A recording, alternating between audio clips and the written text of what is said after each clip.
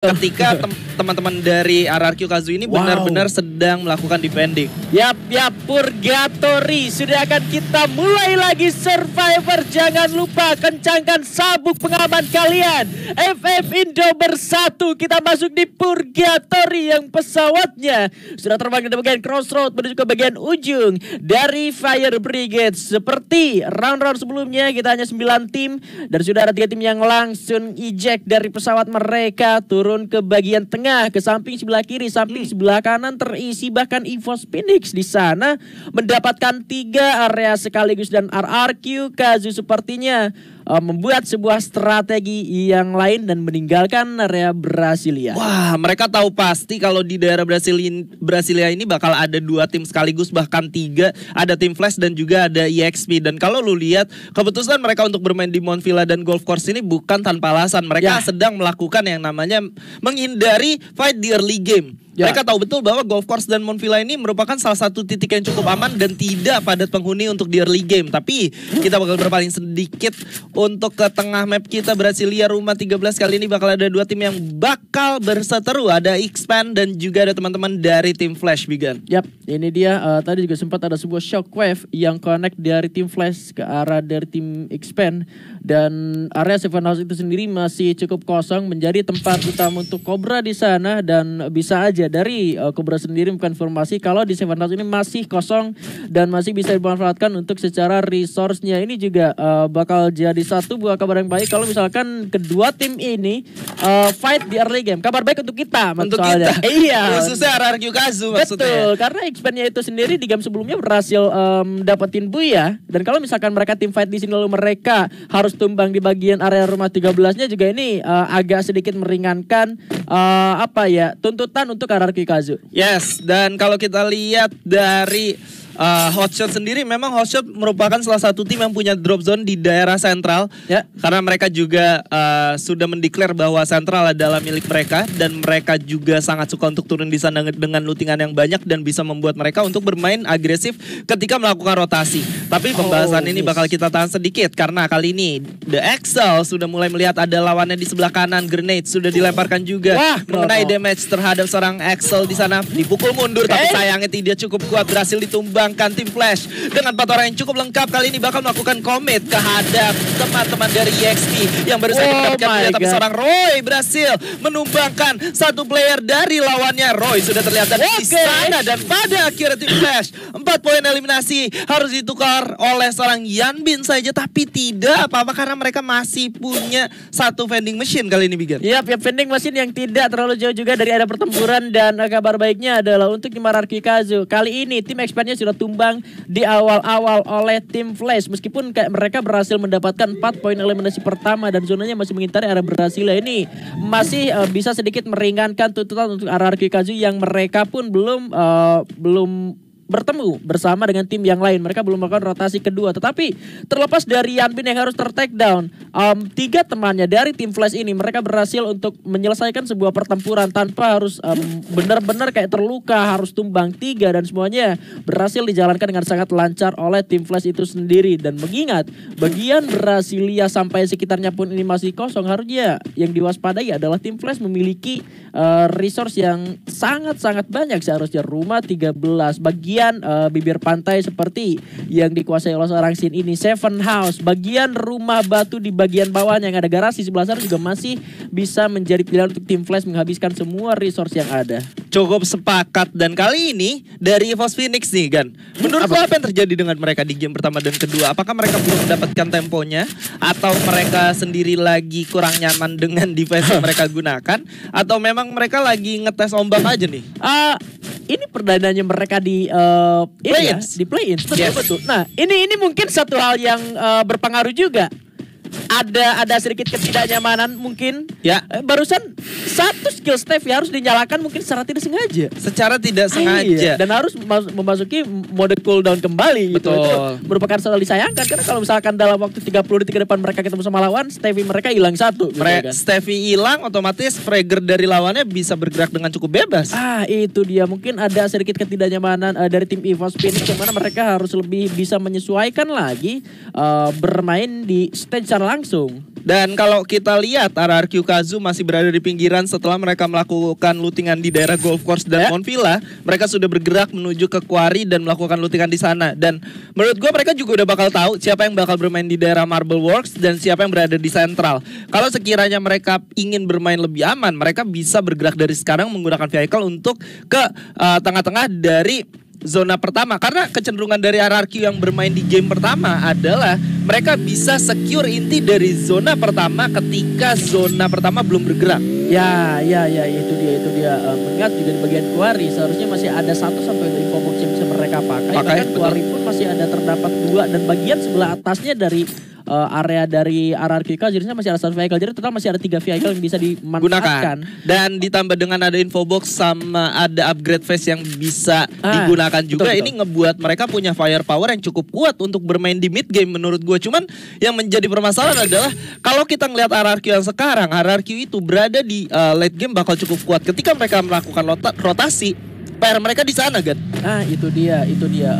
Cutting rotation yang akan dilakukan oleh lawan-lawan itu juga harus diwaspadai oleh tim RRQ. Masalahnya kalau misalkan RRQ mereka udah dapetin 1 kompon mereka, gue ngelihatnya kayak RRQ ini punya defense high ground yang kuat gitu. Betul. Entah mereka emang secara posisinya di high ground atau emang merekanya ada di bawah. Tapi definisi dari defense high ground itu bukan hanya tentang dari daratannya aja. Tapi gimana caranya mereka punya supportnya di sebelah mana, punya vision seluas apa, sang rasernya menempatannya di bagian paling depan dan bisa nahan pergerakan dari lawan-lawannya. Ya, kalau kita ngomongin rusher dari RRQ Kazu, ada Razor yang biasanya memang menjadi satu titik tumpu memperlambat pergerakan lawan yang ingin melakukan rushing terhadap RRQ Kazu.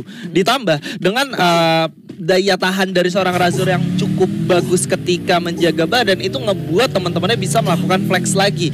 Let's say seperti Legalot bisa bakar granatnya dulu, melakukan setup grenade ulang, dan Pac-Man-nya bisa coba untuk mengambil posisi lagi. Ini tentunya nggak kalah penting peran dari seorang Maybe yang selalu menempel dengan Razor. Itu dia berkesinambungan ya untuk peran dari masing-masing player yang bertanding juga pada malam hari ini, terlebih untuk RRQ Kazu yang sudah kita bahas dari awal tadi. Dan kalau ngelihat secara permainan ya dari ke-9 tim yang bertanding pada malam hari ini, sebetulnya aku ngelihat gak ada perbedaan yang begitu signifikan dari secara meta seperti pada umumnya, yang mana Steffi dan juga Chrono beserta dengan Homer juga masih tetap menjadi pilihan utama gitu ya. Dan bahkan ada beberapa tim juga yang udah mulai move on dari Chrono dan menggunakan 2 Steffi seperti EVOS Phoenix yang tadi kita lihat ya. Betul. Ada 2 Steffi yang digunakan oleh mereka. Wow. Mereka akan kedatangan 1 tamu Bung Skylar. Yes, bakal ada EVOS Phoenix yang bertemu dengan Infinity VX kali ini. 1 M79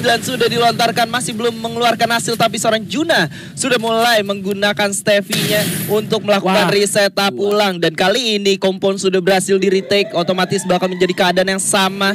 Nax di sana sudah kehilangan 50% HP-nya, tapi seorang Abdu tidak ingin terburu-buru dan justru yang diuntungkan adalah teman-teman dari EVOS. M79 coba untuk dikeker ke arah luar, tapi masih belum memberikan hasil sedikit pun. Abdu udah cukup sekarang, seorang Moshi bakal coba untuk diajar dari kejauhan, tapi sayangnya kali ini seorang A sudah berhasil ditumbangkan, menyisakan 2 player aja, Next Tex dan juga 90L dari kejauhan. Ada teman-teman yang coba menjadi third party. Sampai di sini sudah menjadi sangat kesulitan tentunya untuk teman-teman dari Infinity VX karena hanya menyisakan 1 player aja. Pada akhirnya Juna get the kills dan mereka harus tumbang di posisi ke-8. Ya, satu hal yang tidak ternotis adalah posisi dari seorang Moshi yang ternyata berada di satu pulau yang berbeda. Mungkin ketika mereka masuk, Infinity masuk, mereka mengira di sana udah ada 4 player dari tim EVOS Phoenix ya, karena mereka langsung melakukan setup di satu tempat yang sama, mengarah ke satu tujuan yang sama. Bahkan aku sendiri nggak ngeh juga Moshi ada di belakang. Aku kira tadi ada tembakan dari RRQ Kazu di bagian Marble Works. Betul. Ternyata di sana masih ada Moshi yang berpisah pulau. Kalau misalkan RRQ Kazu mereka mengetahui hal ini,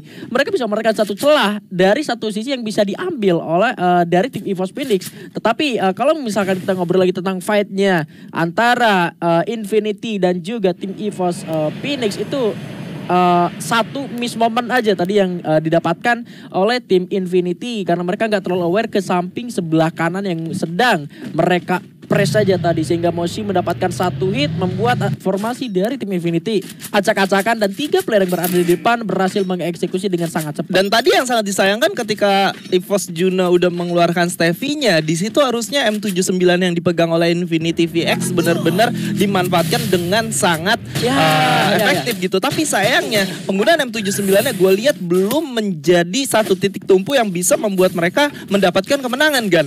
Justru malah diras balik ketika Moshi sudah membuat satu space dari seberang pulau. Dan hal yang terpentingnya adalah M79 yang miliki oleh tim Infinity ini menjadi milik untuk EVOS Phoenix. Betul. Misalkan mereka punya durian cukup banyak ya. Iya. Padahal tadi secara resources 2 Steffi yang langsung dibuang sekaligus. Hanya saja mungkin pengambilan tinggal penembakannya mereka memilih dari bagian dalam dan juga ke bagian luar di mana mereka parkirin motornya. Betul, itu dia. Dan kali ini elimination leaderboard untuk round yang sedang berjalan, EVOS Juno dengan 2 poin eliminasi dan juga Moshi 1 poin eliminasi. Dan kita masih belum melihat di mana RRQ Kazu berada. Harusnya mereka berputar dari Marble Works menuju ke daerah jembatan yang berada di daerah Crossroad. Kalau kita ngomongin kecenderungan tentang RRQ ya. Tapi kali ini fight yang terjadi, tim Flash yang baru saja mendapatkan 4 poin eliminasi di daerah Brasilia sudah mengamankan 1 batu di dekat Brasilia Rumah 7 yang artinya mereka berada di zona selanjutnya. Mereka juga hanya tinggal aware akan sekitarnya aja. Kalau misalkan teman-teman dari MGS berhasil untuk ditumbang, tapi ternyata 3 tim sekaligus yang bakal berada di Rumah 7 kali ini, Bigan. Yap, secara advantage kali ini berada di tangan tim dari Magic Squad. Kalau misalkan mereka sadar sudah ada 2 tim sekaligus karena mereka bisa datang sebagai terpati dan pertempuran sepertinya akan berlangsung antara Hotshot terlebih dahulu bersama dengan tim Flash dan Magic Squad. Sudah mendengarkan hal itu, zonanya juga tidak berada di arah mereka dan ini hal yang harus dimanfaatkan oleh Magic Squad seharusnya. Ini satu hal yang cukup aneh yang gue lihat dari tim Flash. Tim Flash ketika mereka berada di dalam zona selanjutnya jarang banget untuk melakukan rotasi langsung. Biasanya mereka coba untuk scouting dulu, bahkan mereka nggak pernah meninggalkan posisi mereka ketika mereka mendapatkan zona. Tapi hal yang barusan kita lihat itu menjadi satu hal yang gue pertanyakan untuk tim Flash. Kenapa mereka tiba-tiba mengubah posisi mereka yang sudah berada di dalam zona dan sudah berada di zona selanjutnya? Harus masuk ke Brasilia Rumah 7 yang notabene lebih kecil. Ya. Dan 6-7 glue yang dimiliki oleh tim Flash harus terbuang atas tindakan mereka bulak-balik. Betul. Masuk ke dalam lalu keluar lagi dari area Seven Nation. Dan kali ini pertempuran akan terjadi antara Magic Squad bersama dengan Hotshot Esports. Satu orang berhasil di take down dari Sajid yang berhasil dibalaskan oleh seorang Brand dengan menggunakan chord yang berhasil menumbangkan 1 player dari lawannya. Ya, sementara Nagura berhasil menumbangkan Razor dan juga Legalot di sana. Razornya sudah berhasil untuk di-confirm killnya. Kita masih belum tahu fight yang terjadi berada di sebelah mana untuk RRQ Kazu. Tapi POV dari Hotshot Esports kali ini yang sedang berhadapan dengan MGS atau Magic Squad. Seorang Sika sudah berhasil ditumbangkan. Sajid sendirian. Ada Ana 69 juga di bagian lantai 1. Coba untuk bertahan dari gempuran yang sedang di set up oleh teman-teman Magic Squad. Drax masih cukup kuat untuk menahan. Maybe menyusul tereliminasi. Gua rasa mereka berada di luar zona, Bigan. Iya. Dan zonanya justru malah keluar dari pulau sebelah kiri dan masih tetap ada di bagian Brasilia di area yang sangat-sangat terbuka. Ini menjadi PR juga ternyata sebegitu randomnya untuk area perpentalan zona ya. Karena mungkin tadi aku juga mengira mungkin zonanya bakal masih minta di bagian Marble Works sampai ke area perairannya, tetapi ternyata malah keluar jauh sekali dari pulau Marble Works ini sendiri, masuk lagi ke Brasilia yang mana justru malah pertempuran antar 2 tim ini Hotshot dan Magic Squad bisa ditunda oleh mereka. Iya, betul banget, malah bisa ditunda. Dan kali ini RRQ-nya yang berhasil menghidupkan kembali 3 playernya sudah langsung menuju ke zona selanjutnya. 2 orang yang terbang barusan udah langsung komit untuk masuk ke dalam zona selanjutnya. Dan kali ini Nagura, seorang Maxi sudah berhasil ditumbangkan oleh seorang Roro. God Cross bakal berhadapan dengan tim Flash yang sudah berada di depan mereka. Coba untuk bertahan tentunya. Tim Flash satu persatu mulai ditumbangkan. Legalot diculik lagi oleh seorang Yanbin. Begitu juga dengan seorang Maybe yang berhasil di take down oleh seorang Hasue kali ini, Bigan. Aduh, ini bukan kabar yang baik untuk RRQ Kazu dan aku belum melihat beberapa player tersisa. Dari RRQ Kazu mungkin Pac-Man yang masih survive dan masih belum terlihat posisinya ada di sebelah mana. Tapi pertempuran dan ada perebutan bagian zona dari Post Phoenix dan juga tim Flash. Game 9 dari God Crush yang ternyata kali ini penggunaan dari sniper berhasil membuat tim Flash tidak bisa bergerak sama sekali. Dan berhasil ditumbangkan di kompon mereka sendiri. Padahal ada satu advantage yang berhasil didapatkan oleh tim Flash, yaitu satu high ground tapi tidak dimanfaatkan dengan cukup baik. Di lain sisi Nagura sudah berhasil ditumbangkan kali ini di posisi ke-6. Sementara teman-teman dari LGDS menyisakan seorang NG saja sendirian. Magic Squad masih coba untuk bertahan walaupun tidak berada di dalam zona selanjutnya. Tapi kalau kita lihat memang belum benar-benar ada tim yang berada di dalam zona selanjutnya juga kan. Iya dan Razor ternyata yang masih survive, yang masih ada, dan ini baru kelihatan. Ini artinya dari tim RRQ Kazu semuanya pernah mengalami kematian dan baru dihidupkan kembali. Dan Razor yang turun di bagian atap rumah belum ada satupun orang yang mengetahui keberadaan dari dirinya. Dan ini seharusnya untuk Razor sendiri mestinya gak bakal bisa kemana-mana, tapi sudah mulai turun ke arah bawah. Kali ini dari tim Hearthstone Esports bakal bertempur bersama dengan Magic Squad di bagian bawah, dan satu takedown diberikan seorang musik ke arah seorang Shaji dengan bukan baretanya berhasil di takedown, dan bahkan Hasu tersisa sendirian saja masuk ke bagian dalam. Terlihat satu orang tembakan dengan pernyataan kali ini dari bagian jauhnya Moshi benar-benar membuat dua tim di luar sana kewalahan. Ya, dan kali ini seorang Moshi dengan 4 poin eliminasi yang tidak ingin berhenti sampai di situ aja, bahkan 5 poin eliminasi sudah berhasil didapatkan dengan total 14 poin eliminasi. And that's it, Buya for EVOS Phoenix. Yap. Dan memang ternyata mereka butuh